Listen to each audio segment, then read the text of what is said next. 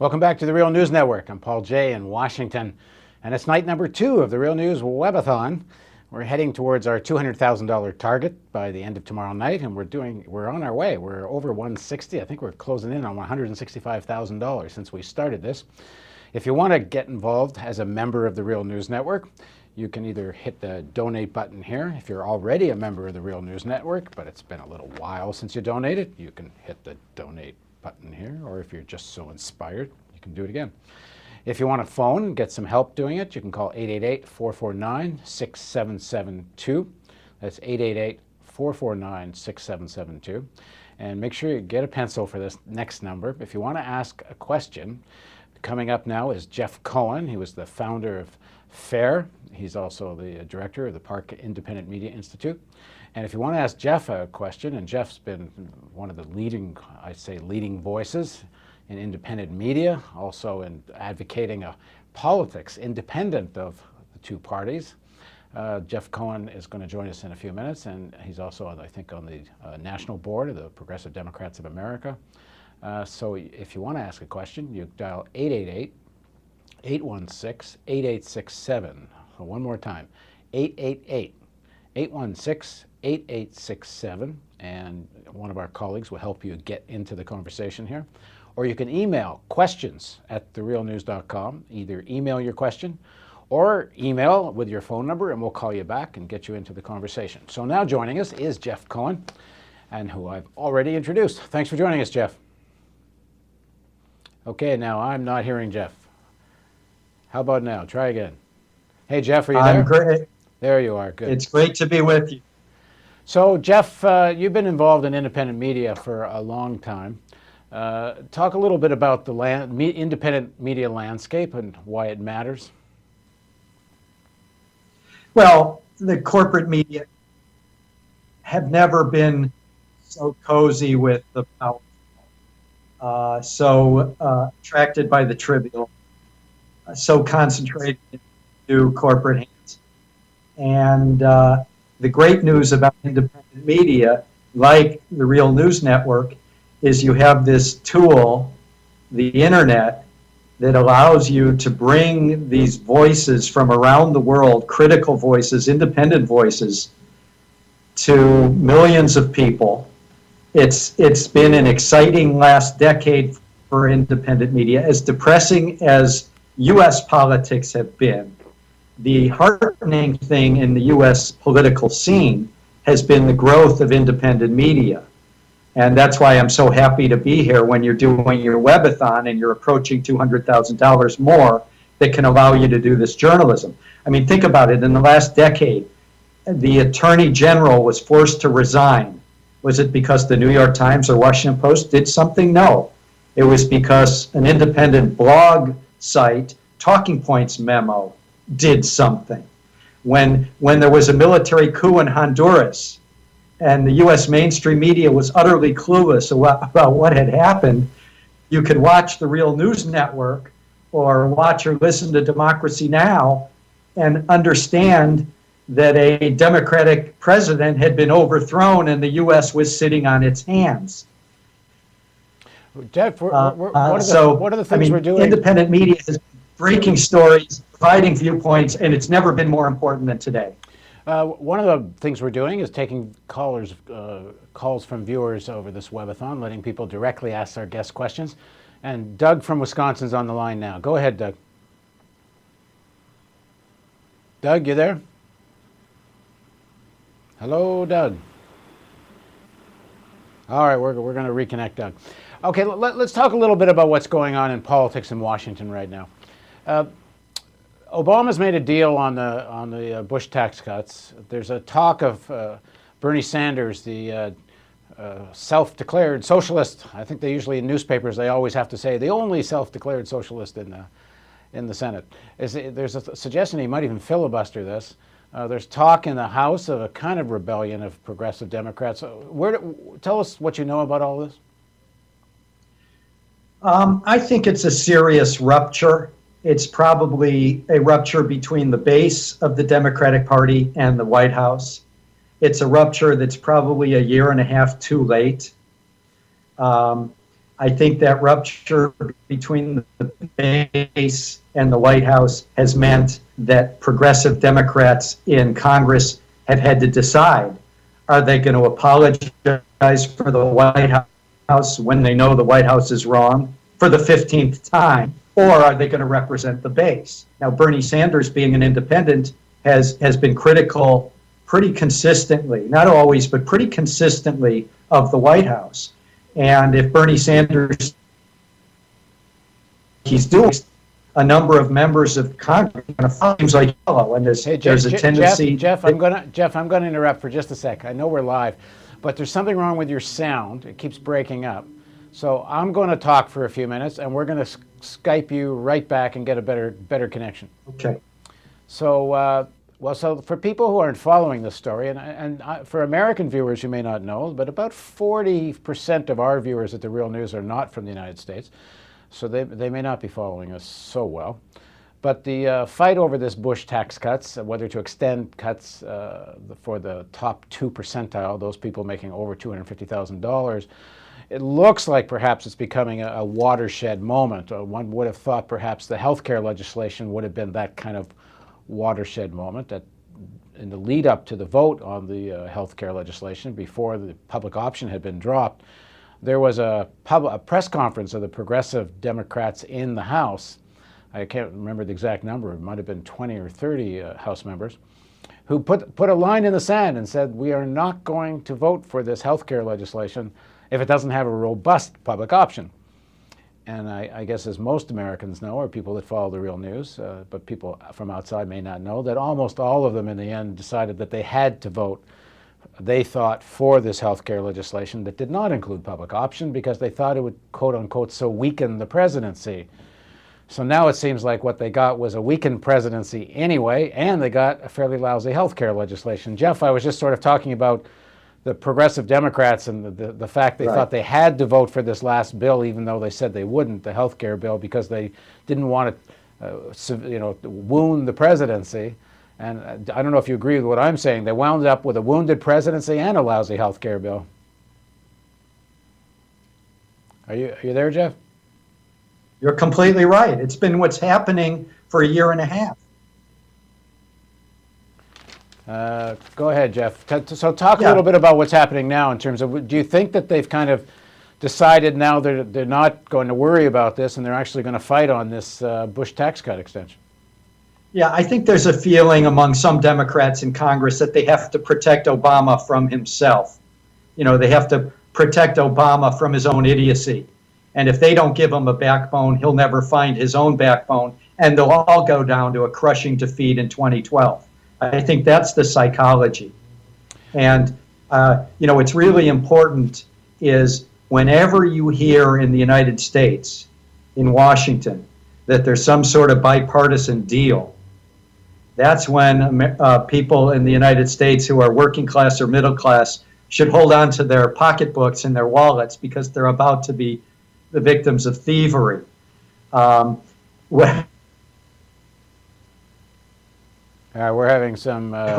What's happened in this country is, are you having trouble with the audio? Well, it froze for a second, but it's okay now. Keep going. Yeah. All right. I guess to make a long point short, we have a bipartisan. No, so the Skype connection is Jeff. We're consensus on many issues in this country. Afghanistan. Do you want to call me on the phone and we'll do the audio through the cell? Yeah, we're going to have to do something. Do you want to? I'll tell you what, Jeff. We'll reconnect, but we have Doug from Wisconsin's on the line, so I'll take Doug's call while we reconnect one way or the other with Jeff. Okay. Doug, are you there? Doug from Wisconsin, are you there?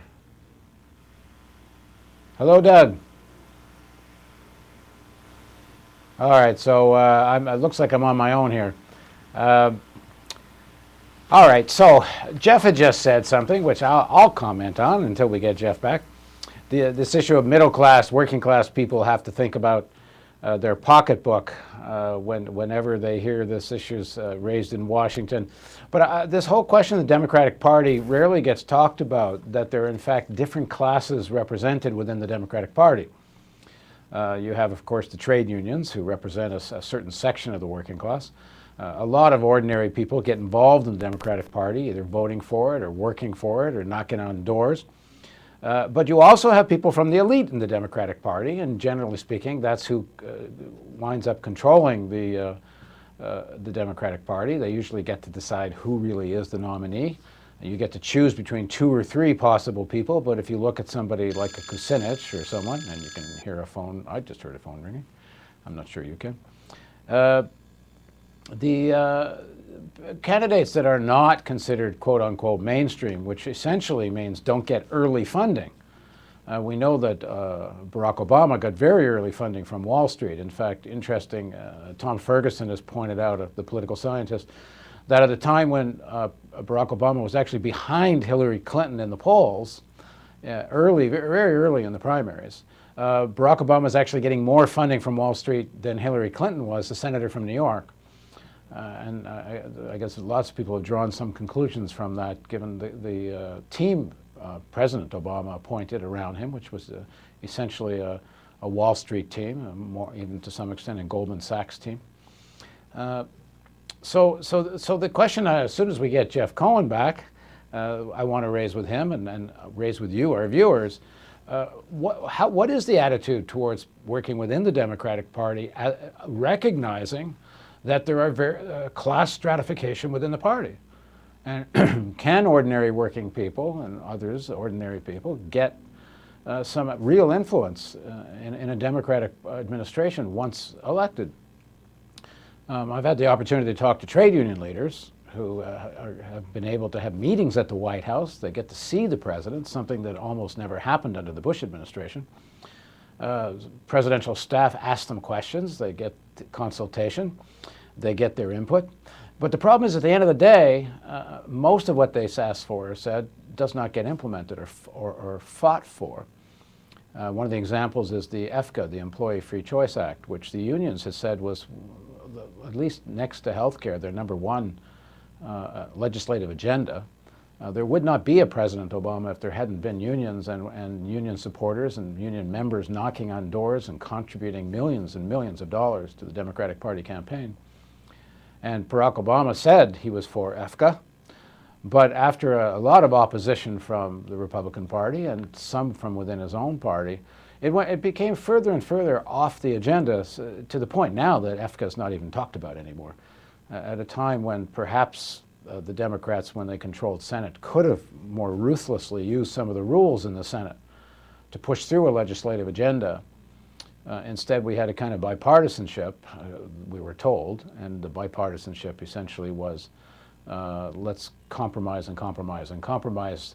Not so much, I think, because the administration was afraid of the Republican Party, but because the administration and the Democratic Party leadership are so focused on winning the votes of this little independent stratum, that's sort of 5, 6, 7%, that might go this way or that way in an election. And that stratum finds it as easily to choose to vote Republican as Democrat. And so the idea is, if you look like you're not in a big war with the Republicans, they're more likely to vote for you. Except there's millions of people who either don't register to vote, who register but never do vote, who are poor, or are in sections of the working class working 2 jobs and come home exhausted, and won't go vote unless the election seems directly meaningful to them, which means you have to do something for them. Excuse me. And so the Democratic Party, rather than leadership, I should say, the Democratic Party, rather than focusing, for example, on trying to register new voters, on creating legislation to make it easier for voters to get involved, and directing policies more to the segment of the society who might be inspired to vote if they felt there were some policies that more directly helped them, they don't. And that, in my own view, is because journalists and everybody needs to recognize just there's an objective fact in the society, which is there's classes here. And just as there's classes in the society, The classes are allied in various ways, actually within both parties. There's an alliance of classes in the Democratic Party, and there's an alliance of classes within the Republican Party. And you have the sort of right of the elite in the Republican Party, allied with the right in the working class and the right in some of the trade unions as well. And the Democratic Party is sort of this liberal section of the elite, allied with a section of the trade unions, and trying to rally and out of necessity have some kind of policies that are supposed to appeal to a broader section. But my question for you viewers, and if you want to get in on this conversation, let me give you the number. Again, it's 888-816-8867. That's 888-816-8867. And get in on this. My question is, should people continue to fight within the Democratic Party? Do they think that's possible to actually achieve not only power, but power that actually affects legislation that people want, or not? I see Jeff is sort of back here. No, Jeff is now trying to get on the phone with us. Should I mute the whole computer? There you are. I heard Jeff. Why don't we bring... There he is. Jeff, are you hearing me? I could. Yeah, there you are. Yes. All right, we're seconds away from Jeff. Okay, Jeff, you with me? Jeff Cohen, are you back? Yes, I am. All right, good. Can you hear me? Yes, we are cooking with gas, we are. All right, so here, I just gave this long rant, and I'll recap it to you in about 7 seconds. We don't only live in a class society when you talk about middle class and elite and lower class and the poor, but there's classes within the Democratic Party, and that rarely gets talked about. And the issue is that the elite section of the Democratic Party, in the end, because they have more money, at least for one of the reasons, tends to control the agenda in the final analysis. So for ordinary people, we are getting a bit of an echo. I think you want to turn off your computer sound. Turn off your computer speaker there, Jeff. Sorry for this, people at home, but we're low tech at The Real News. All right, you there, Jeff? Okay, how's that? That's perfect. Now we're good. So anyway, you understand the question. So given the situation now, what do you think people should be doing? Do they give up on the Democratic Party, or is there some kind of fight wage there? No, I don't think you give up on the Democratic Party. Over a period of years, you try to take over the Democratic Party. I mean, there was a religious right movement that took over the Republican Party in city after city, state after state, and then they started on many issues dictating to one of the two major parties in this country. There's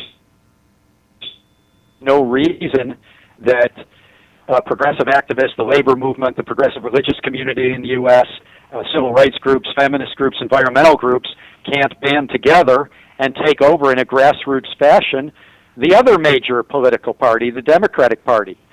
But I think the point you made about the sector of the Democratic Party that has the most power, it's something that you and I discussed on the Real News Network many, many months ago, that there's a Wall Street wing of the Democratic Party that's represented by the Geithners and the Summers and the Rubins and in many ways the Obamas, that's the wing of the party that needs to be weakened. And I think the role of the independent media in pointing that out, that there's that Wall Street and big corporations are dominant in both major parties, that's an important thing that doesn't get pointed out in mainstream media, but it does in independent media. So what do you do with this dilemma? My cousin says to me if I say anything like this to her, and she says, well, what do you want me to do, vote for McCain-Palin? What do you do with the issue that the alternative to people that agree with you seems so abhorrent that you wind up, and the Obamas of the party count on this, you really have nowhere else to go, but you wind up voting for whatever the Democratic candidate is anyway? Well, it's truly a dilemma. If you saw my colleague Norman Solomon in yesterday's New York Times, he was predicting and calling for a progressive Democrat to challenge Obama in all the primaries and caucuses in 2011 and 2012. That's one approach. I mean, keep in mind that if the Republicans nominate Palin or someone like Palin, most people in this country, from moderate to left wing, are going to be so afraid of the attacks on U.S. citizens in terms of their freedom of speech and the freedom of press. I think there will be a natural drifting back to whoever the Democratic nominee is. But what you need to tell your cousin is that this struggle for the soul of a major political party takes years and years.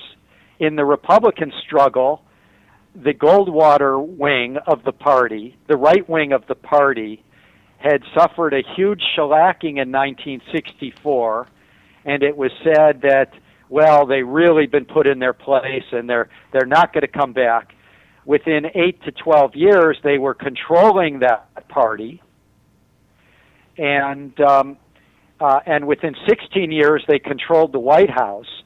So it's not something that happens fast, but a long-term fight for control of that major party known as the Democrats, in my humble opinion, is the only way you're going to move a progressive agenda forward. Might it take 2 years, 4 years, 10 years, 12 years? Yes, it may. But I don't see any other strategy, because we live in a country that doesn't have a parliamentary system. The elections are winner take all, and it's hard for a third party to start because we don't have like proportional representation like they do in most of Western Europe. So again, this is not rocket science. When people say, "Oh, that can never happen," a ideologically motivated or philosophically motivated grassroots series of movements taking over a major party, that can't happen. But the reality is, in many ways, that happened in the Republican Party. Well, hang on. It needs to happen in the Democratic Party. Let me challenge you on that. Because I don't, did the Tea Party movement really take over the Republican Party, or did the old school Karl Rove Republicans find a way to make use of the Tea Party to rebrand the Republican Party? I mean, take Rand Paul, for example. Apparently, Karl Rove and associated organizations raised over $1 million or so for Rand Paul's candidacy. Now, Rand Paul, I interviewed him in New Hampshire when he was helping his father in the primaries in 2008.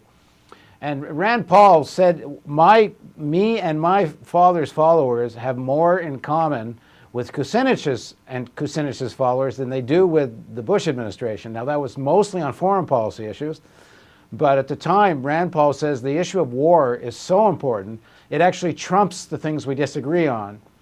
Now, that's a completely different Rand Paul, I think, than that wound up running in the election and winning. Now, we'll see what he does now that he's elected.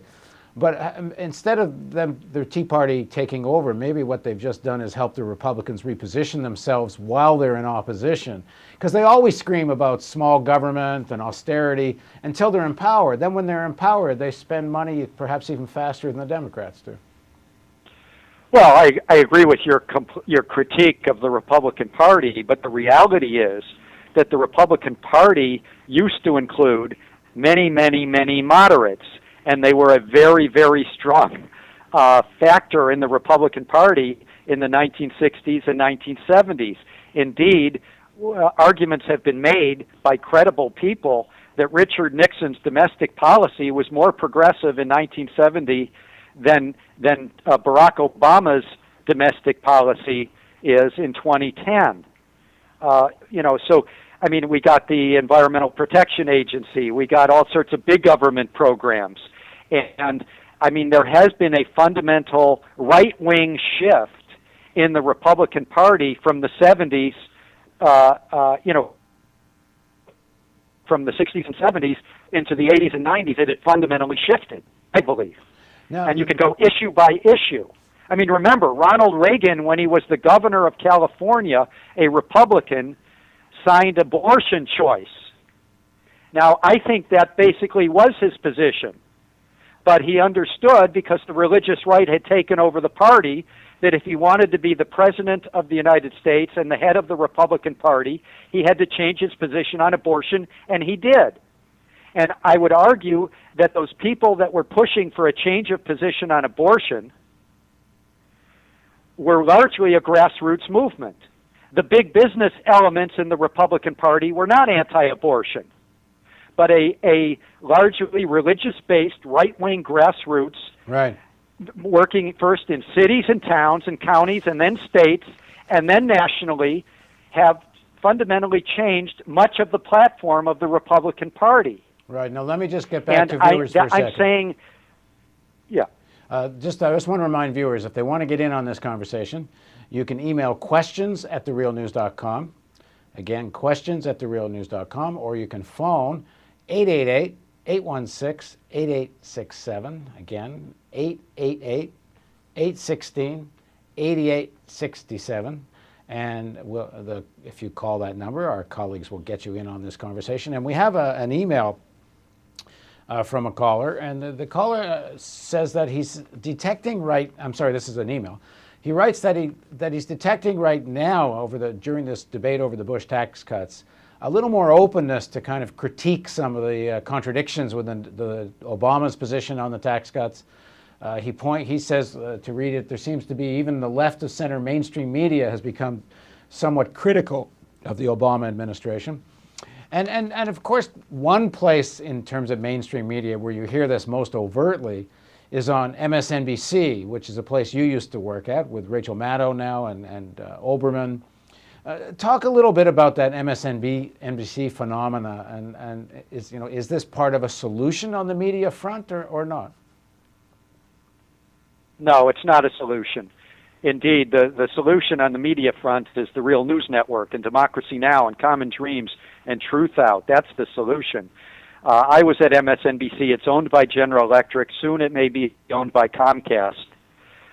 Those corporations have major interests. And one thing you don't see on MSNBC, and you haven't seen it even much with Rachel Maddow, very little with Olbermann, almost never with Ed Schultz, is a critique of one of the dominant power players in the United States, and that's the military-industrial complex. You very rarely hear a critique of one of the worst foreign policy blunders in recent U.S. history, and that's the endless war in Afghanistan. It just doesn't happen. If you want a real debate on the important issues facing our country, like the huge military budget that's eating away our national budget, you have to turn to places like the Real News Network. You're not going to get that on MSNBC. Okay, well, why and not? I would point out why do you think that is? What's stopping MSNBC? I didn't hear that question. I said, what's stopping MSNBC hosts from talking about these things? I think MSNBC is the left wing of the corporate media spectrum. And because it's the left wing of the corporate media spectrum, there will still be many issues that rarely get discussed. And among those issues are many issues that you discuss on the Real News Network every week, like the bipartisan consensus around Israel, defense of Israel, anything Israel does. That's never questioned on MSNBC. Tell me the last time you heard anyone on MSNBC question it. Well, now, because I watch the network every night. Now, one of the things about MSNBC, and I find there's times when Olbermann and Rachel Maddow are the only ones that get heard by millions of people, say certain things. But on the other hand, in a more structural way, it's when the drumbeats of war get really loud and the intimidation factor starts to kick in. I guess the real problem is something you had direct experience with. So just quickly recap what happened to you when you were producing the Donahue Show on MSNBC. Yeah, I was at MSNBC in 2002 and the beginning of 2003. That's when MSNBC, by the way, under the same management, very, very similar people running it, that's when they were trying to imitate Fox. And on the Phil Donahue Show, anytime we try to have a dissenting voice in the last months of that program, management would demand that if we had one voice that was anti-war, we had to have two guests on the show that were pro-war. If we had a segment with two people on the left, we had to have three guests on the right. You actually got a memo about this, right? Producers. I said you actually got a memo about this. Go on. I said you actually got a memo directing you about this, didn't you? It wasn't a written memo. It was an oral order that was repeated to us 10 to 15 times. And it was repeated in roomfuls of dozens of people. Again, there's no one who can deny it. Everyone knows it was the policy. When I convinced a lower producer, I said, look, we're journalists. Have a debate one-on-one. Someone who is for invading Iraq and someone who thinks invading Iraq is a bad idea. I watched the next day that young producer get chewed out by a management person for having a balanced panel. Now, the people that ran MSNBC then still run MSNBC now. The people that paid the checks to me then, General Electric, are still paying the checks now.